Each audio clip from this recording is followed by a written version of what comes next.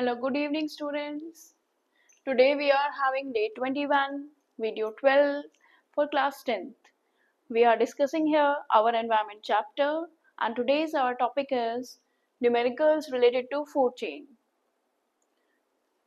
यहाँ मैंने दो फूड चेन लिख रखी हैं. एक में आपको दिख रहे होंगे 5 ट्रॉफिक लेवल है और जो सेकेंड है उसमें केवल 4 ट्रॉफिक लेवल हैं. तो सबसे पहला क्वेश्चन यदि मैं उठाऊं, the first question is if in both the cases plants are having the energy of 10,000 kilojoule of energy, then up to from first and second इन दोनों में से कौन सी केस में, कौन सी फूड चेन में हॉक के पास मैक्सिमम एनर्जी अवेलेबल होगी. आपको इसे एक तो क्वेश्चन इस तरीके से आता है कि अगर प्लांट्स के पास में 10,000 किलोजूल ऑफ एनर्जी है तो दोनों फूड चेन में ही सेम एनर्जी प्लांट के पास है, तो क्या दोनों ही फूड चेन में हॉक के पास भी सेम एनर्जी होगी? चलो फाइंड आउट करते हैं. अब हम जानते हैं कि प्लांट्स के पास 10,000 किलोजूल ऑफ एनर्जी है और हमेशा हर ट्रॉफिक लेवल पे ट्रांसफर होती है केवल कितनी, केवल और केवल 10% एनर्जी ट्रांसफर होती है.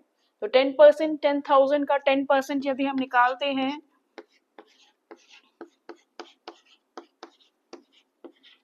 that will be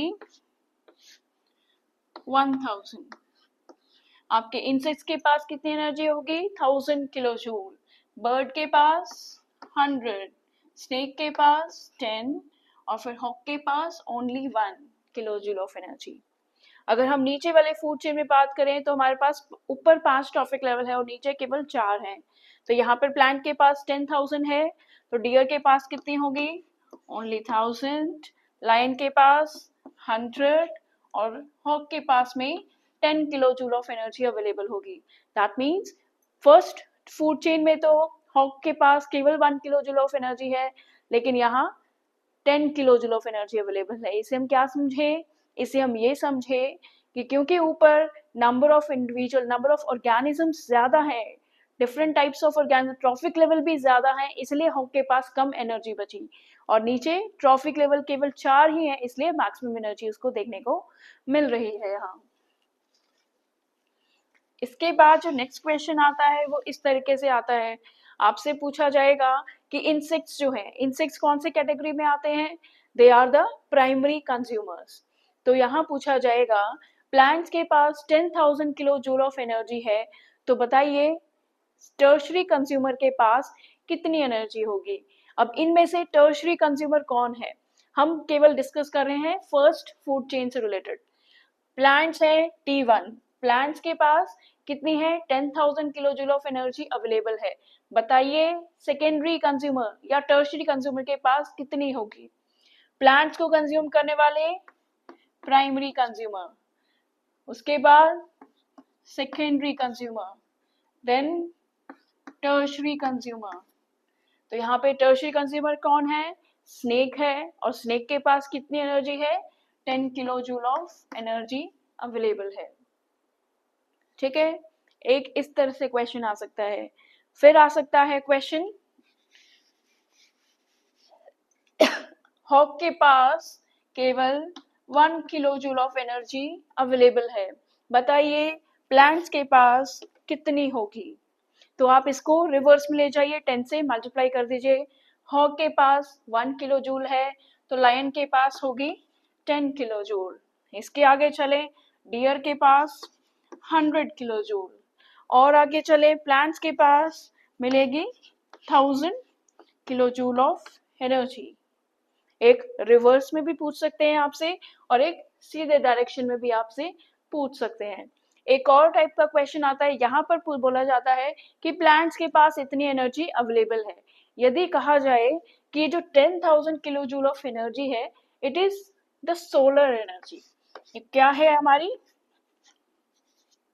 if 10,000 kilo joule of solar energy is available to plants,